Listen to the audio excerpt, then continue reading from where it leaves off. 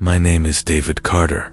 For 10 years, I have dived into the darkest rivers of Pennsylvania, pulling bodies from waters that should have remained undisturbed. Tonight, I return to the Schuylkill River near Philadelphia, carrying a weight in my chest I could not shake. The air was thick, cold, and heavy with the scent of mud and decaying leaves. The river was silent except for the faint rush of water over rocks and the distant hum of cars crossing the highway bridge. I slipped into the water, the cold biting through my wetsuit.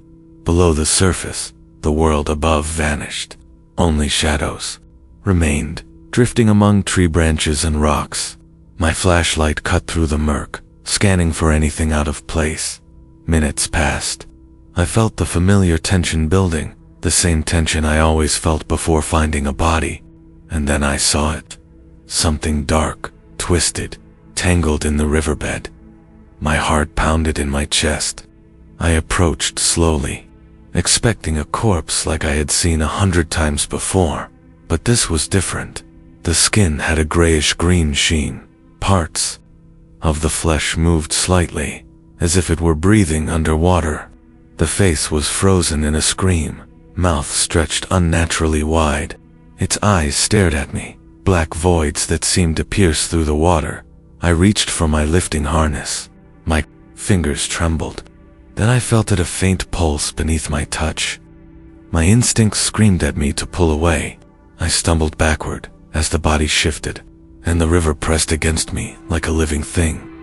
I surfaced, gasping, lungs burning. The moonlight painted the river in silvery shadows, but nothing about it felt calm. I tied the harness and began hauling the body onto the muddy bank. Every step felt heavier than the last. Something watched me from the water. I could feel it. Finally, I dragged the corpse onto the shore.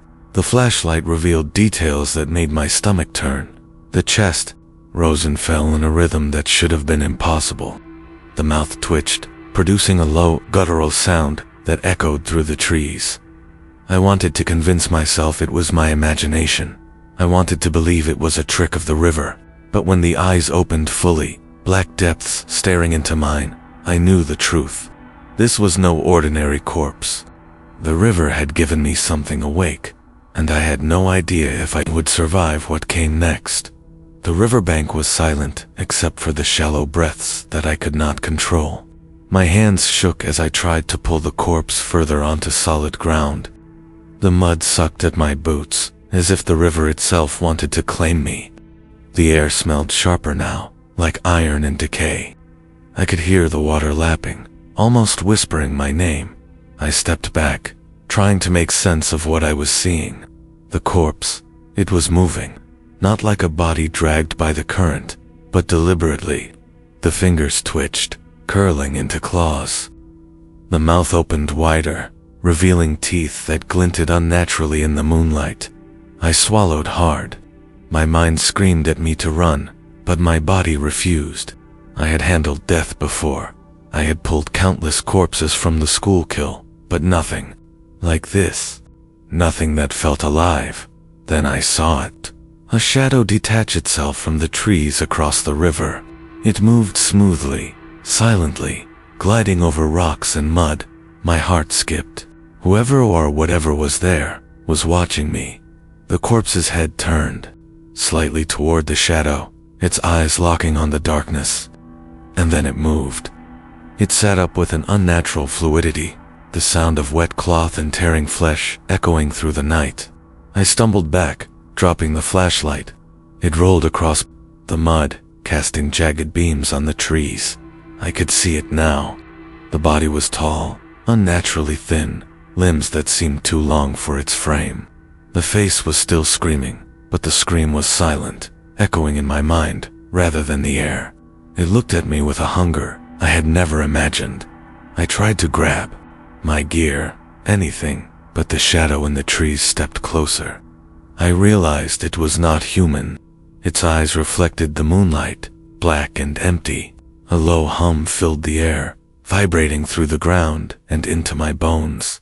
The corpse rose fully and took a step toward me. The mud gave way under its weight, sucking at its feet, but it did not stumble. Its gaze never left mine. I backed away, my chest heaving, but the shadow mirrored its movements, closing in with impossible speed. Then the water surged. A wave rose from the river as if the river itself had decided to attack.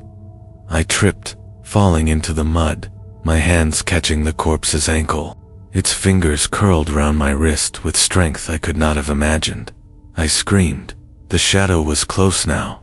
I could see its form clearly, a tall, thin figure, limbs stretched unnaturally, its face featureless except for hollow eyes.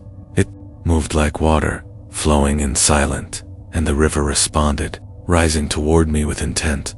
I had faced death countless times. I had dragged corpses from water, watched lifeless eyes stare into mine, and felt the chill of the grave. But this was not death. This was something else. Something awake. Something that wanted me. I pulled at the corpse's grip, struggling, but it did not release me. Its chest rose and fell again, slow and deliberate, a mockery of life. The shadow whispered my name, not with a voice, but in my mind, deep and cold, promising that if I did not obey, the river would take more than my body. And then I realized the truth. I was not the one pulling the body from the river. Tonight, the river had pulled me. I could feel the river's pull stronger now, dragging me toward the water even as the corpse's grip on my wrist tightened. My lungs burned, my head pounded, but my mind refused to let go. I knew if I fell completely into the river, I would vanish. But even as I struggled, the shadow stepped closer, gliding over mud and rocks, moving like it was part of the night itself. The corpse's eyes black, empty, endless, locked onto mine again. I could feel its hunger, a living, conscious desire. Its jaw flexed unnaturally, the sound of tearing flesh echoing inside my skull. My hands clawed at the mud, trying to free myself, but it only pulled me closer. Then I saw movement upstream. More shadows, gliding through the water, almost like reflections, but wrong. They mirrored the corpse and the figure on the shore, moving with intent. A chill crawled over me, cold as ice through every nerve. The river was alive. It was aware, and it was angry. The corpse rose fully, tall, impossibly thin, limbs bending in ways they should not. It whispered something I could not understand, a sound like gurgling water mixed with human words. My head spun. The shadow behind it stretched, reaching toward me with arms that were too long, fingers like tendrils. Panic clawed at me, but I forced myself to move. I grabbed the corpse's ankle and twisted. Its grip loosened for a fraction of a second, and I pulled. I stumbled backward, mud sucking at my boots. The shadow shrieked, not a sound I could hear but one I could feel in my bones. The river itself roared, waves smashing against the bank, trying to pull me under. I scrambled to my feet, dragging the corpse with me. Its body resisted, almost alive, almost aware, and then it lunged, faster than anything natural, snapping at me with teeth that should not exist. My heart thundered in my chest, every instinct screaming to run, but I could not leave the river, could not leave the thing I had pulled from it. Suddenly, the shadow and the corpse merged. The air grew thick and heavy, filled with the scent of decay and water. I could feel eyes on every side, pressing into my mind, watching, judging, waiting. The river hissed, like it was speaking to me. I realized then that this was no accident. The river had called me. I pulled with every ounce of strength, dragging the corpse toward the small bank near the trees. Its chest rose and fell, slower now, deliberate, mocking my effort. The shadow wrapped around it like smoke, and the water surged higher, threatening to drown us both. Then, just as I felt my strength give out, the corpse's head snapped toward the shadow. Its mouth opened in a silent scream that rattled my mind. The shadow recoiled, and the water stilled for a heartbeat. I seized that moment, dragging the body fully onto the bank. I collapsed, gasping, mud covering me, heart racing like it would never stop. The river lay calm again, but I knew better. I had survived, but nothing in my life would ever be the same. Something awake had risen from the Schuylkill River tonight. Something that was watching, waiting, and it had learned my name. And I knew this was only the beginning. I could not sleep that night.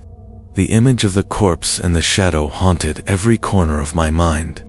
Every time I closed my eyes, I saw those black eyes staring at me, empty, yet full of intention. The Schuylkill River no longer felt like a river. It felt like a predator, lying in wait.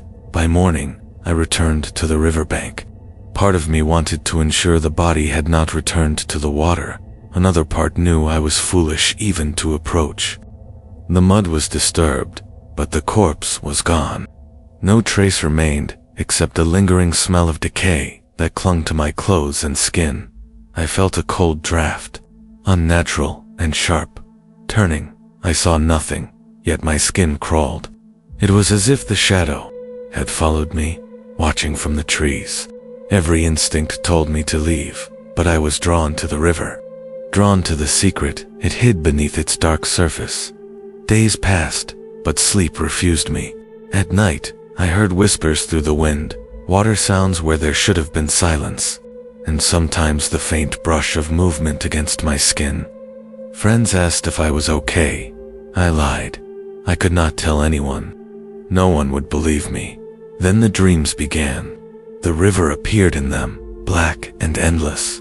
I would dive, searching for the body, and the water would close around me. Faces emerged from the depths, not all human, some twisted and alien, all staring with that same emptiness I had seen on the corpse. They whispered, promising power, knowledge, or death. One evening, I returned to my small apartment in Philadelphia and found the water had come to me, not physically, but in the faucet, the shower, the sink, a thin trickle, almost imperceptible, yet I could hear whispers in it. Names, words I could not fully understand, but the tone was clear. I was being summoned. I realized then the shadow was not bound to the river. It had followed me, learning my habits, watching my fears. I felt it in the corners of every room, a presence that made my skin crawl and my heart race. I could not ignore it, could not pretend it was just my imagination. The next day, I returned to the Schuylkill, determined to find answers.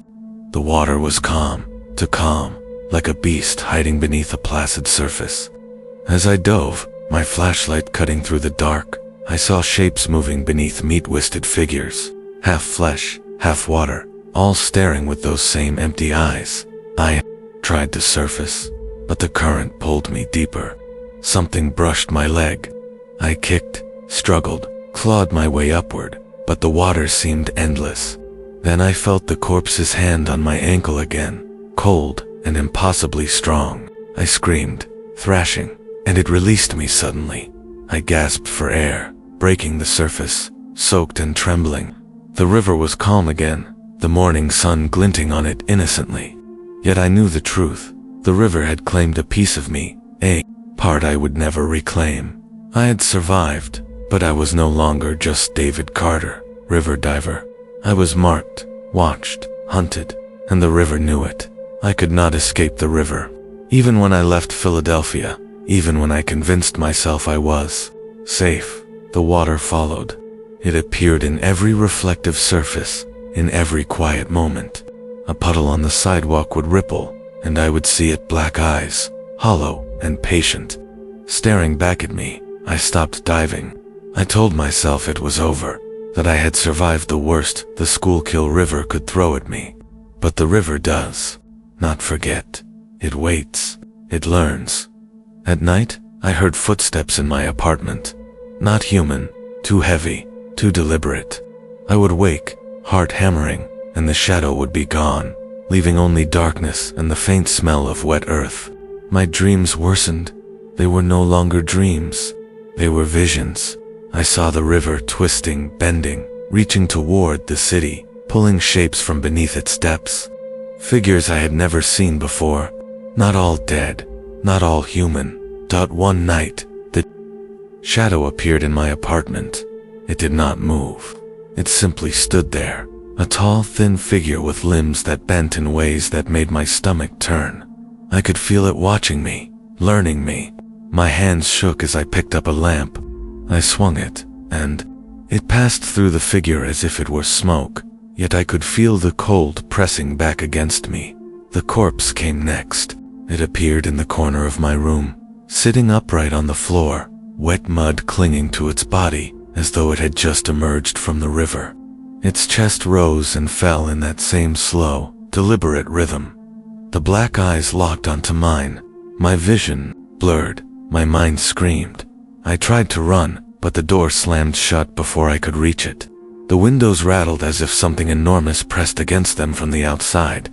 Water began to seep from the walls, puddles forming on the floor, and the whispers returned, louder, more urgent. They called my name, pleading, threatening, mocking. I realized then the truth I had been avoiding. The river had claimed me, not my body, not yet, but a part of my mind, my soul. Every shadow, every whisper, every pulse of water reminded me. It was patient, and it would return for more. And then I understood something else. The river was not alone. Whatever dwelled within it had alley shapes that could move across land, that could enter my home, that could reach me anywhere I tried to hide. I was trapped in a nightmare with no boundaries. The Schuylkill River was no longer just a river. It was a gateway, and I was standing on the edge. The days blurred into nights, and I could no longer tell where one ended and the other began.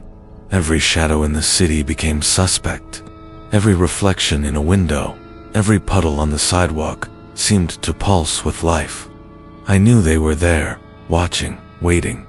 I tried to tell myself it was paranoia, that it was just fear from what I had seen in the river.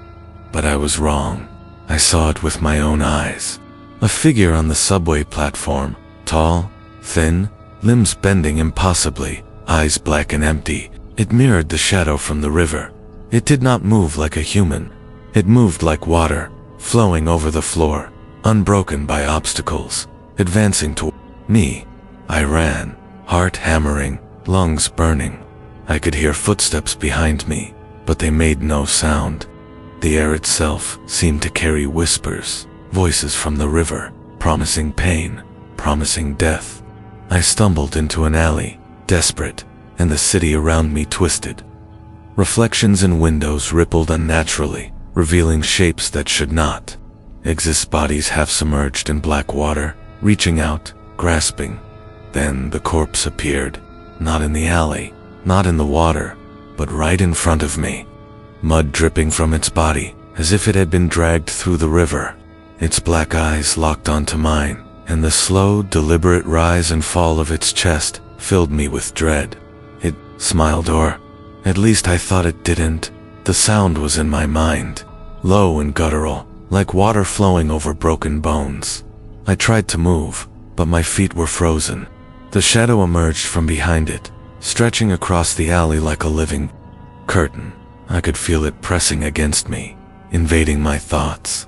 It whispered my fears back to me, mocking every memory, every hope I had left. Then I understood.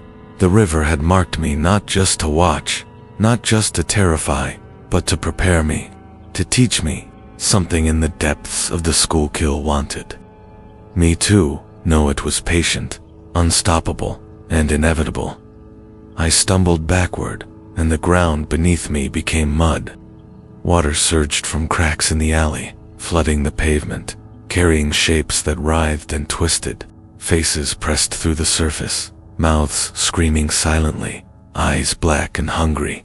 The corpse advanced, each step deliberate, unhurried, unstoppable. I screamed, a raw, primal sound, but it was swallowed by the murmurs of the river.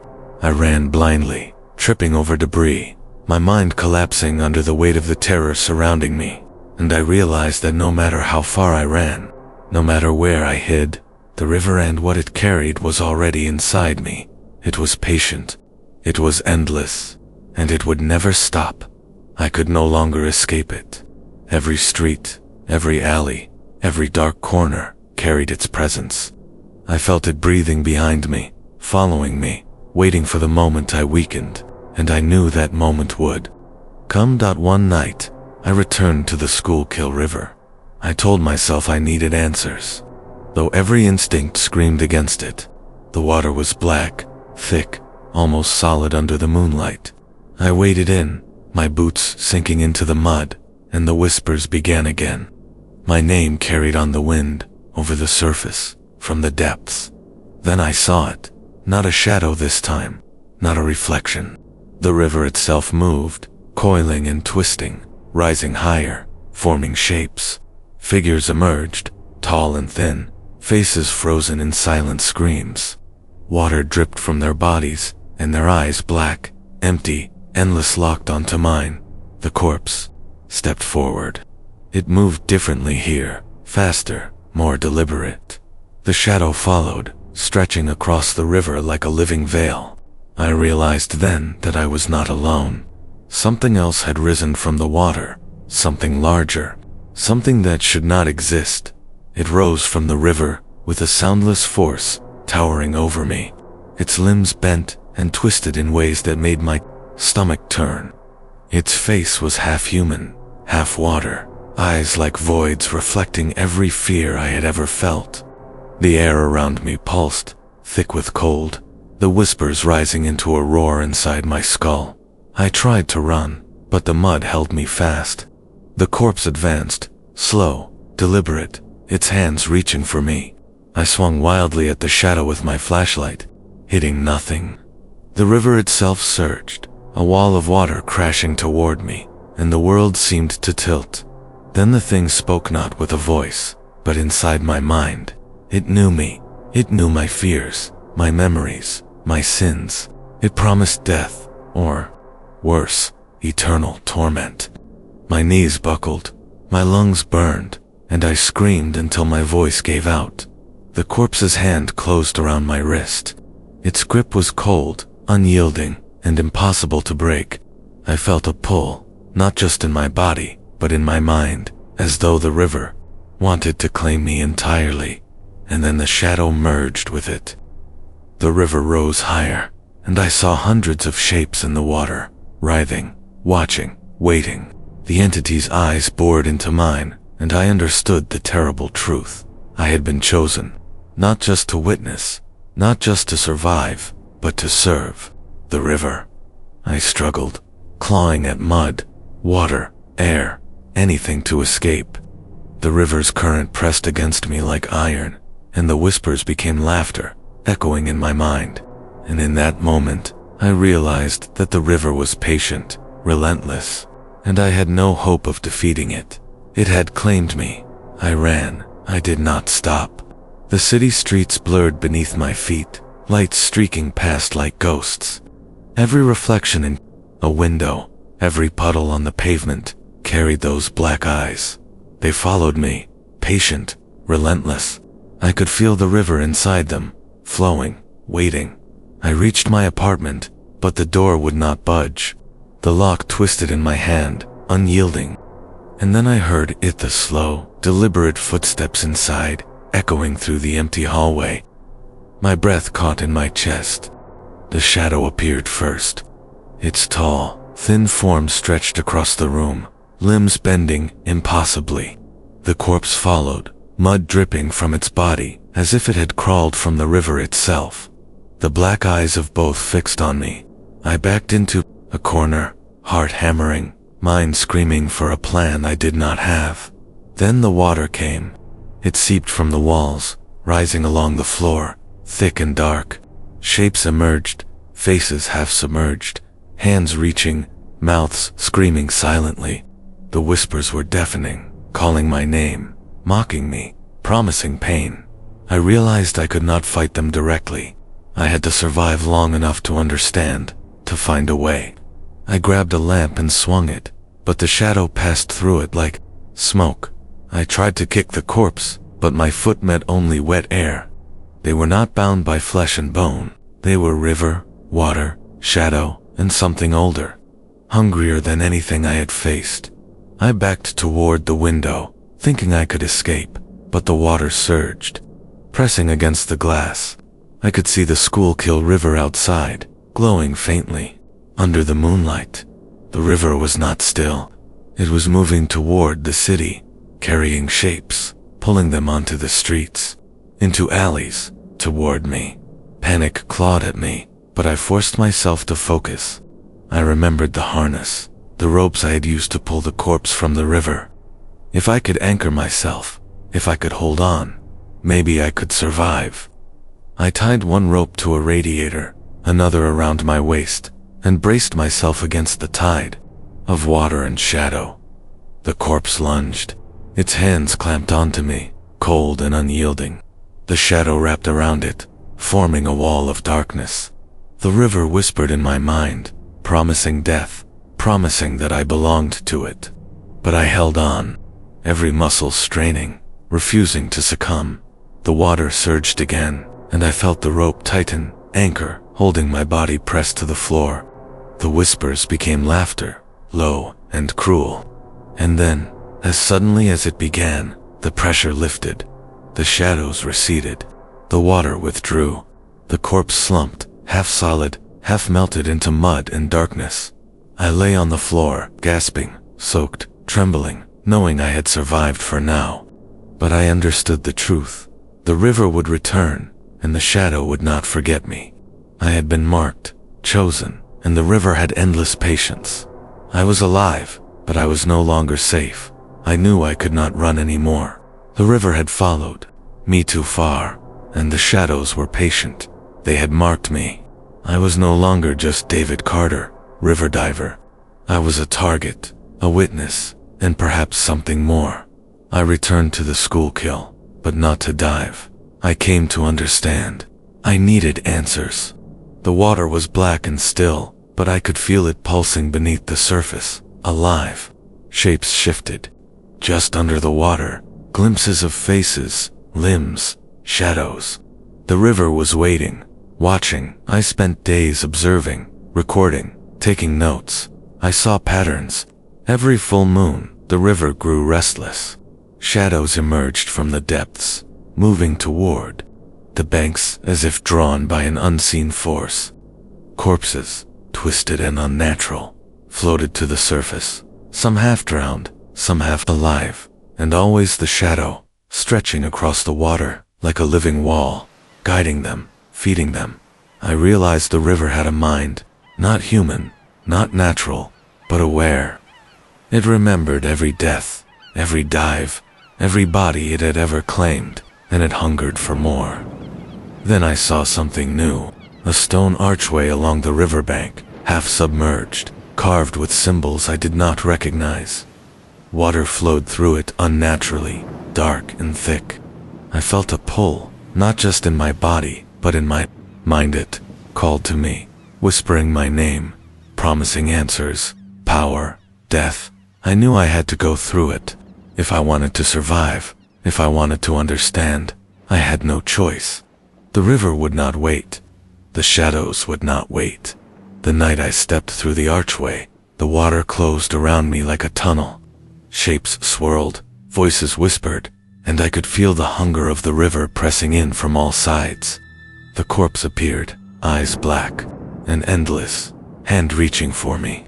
The shadow stretched, bending reality, pulling the water into forms I could not comprehend. I screamed, but the sound was swallowed by the current. And then I understood.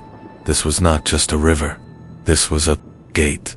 A place where the dead and the living merged.